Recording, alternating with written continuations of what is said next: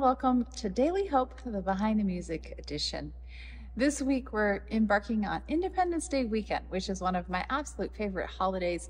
I grew up loving the fireworks and the picnics and the swimming and the time with my cousins and my friends, and that's something that's continued. There for a while I was trying to go to a different city every year to watch the fireworks. It's just one of those holidays that it doesn't come with the same obligations, maybe as birthdays or Christmas or that sort of thing. And so I just really love this holiday. Now, aside from all of the family and the fun and all of that, during this time we also talk about the people who have given their lives, and they've made it possible for us to have this independence. And one of the great things that comes with independence is the freedom to worship God in any way that we choose.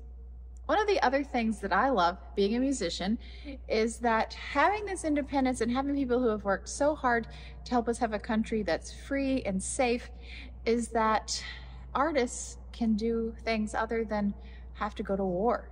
We have the safety and the security that we need in order to practice a different craft. And so this weekend, as I was thinking about music, I decided to use a distinctly American composer, Aaron Copland.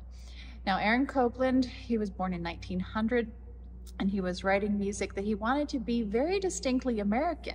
He said, I hear all these musics in the concert halls, and it's Western music, but that means it's European generally. Beethoven and Bach and all of these sorts of things, they were very popular, and Dvorak was coming to the New World and writing New World Symphony, but he was still very European in his feel for music. And so Copland wanted to do something that was distinctly American. He said, we have this great country, people have fought for freedom, now we have the safety and the security to be artists and to create and do these great things, so I need to honor that.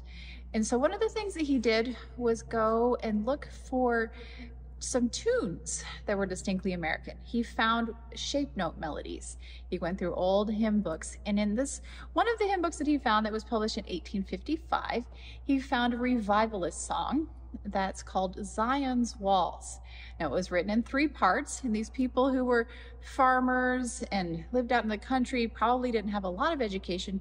They would still come together and they would sing these songs, and they would watch the shapes of the notes so they would know how to sing. And it might not be the best sounding, but they were doing the best they could to create music and have art in their community. And so this is something that still happens in the South. When I was going to college in Tennessee, I was able to attend one of those days where they just sing and sing and sing for hours and hours and hours. And it's just really such a great, wonderful experience. So Copland took some of these songs, one of them being Zion's Walls, and he turned it into a more classical piece of music, but he still wanted to honor the heritage.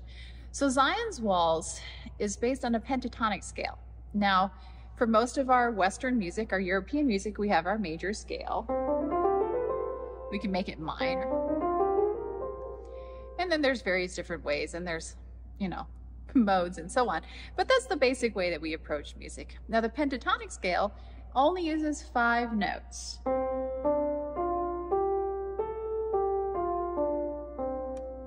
So it's kind of simple. So these singers, these farmers, these people who were just working so hard, they could come together. They didn't have to know a lot about music. They could sing these 5 notes, and they could make music together. I have a picture of what it looked like, where it was published in 1855 in 3 lines with the melody in the middle. So someone would be singing higher, someone singing melody in the middle, probably the tenors, and then the lower basses underneath.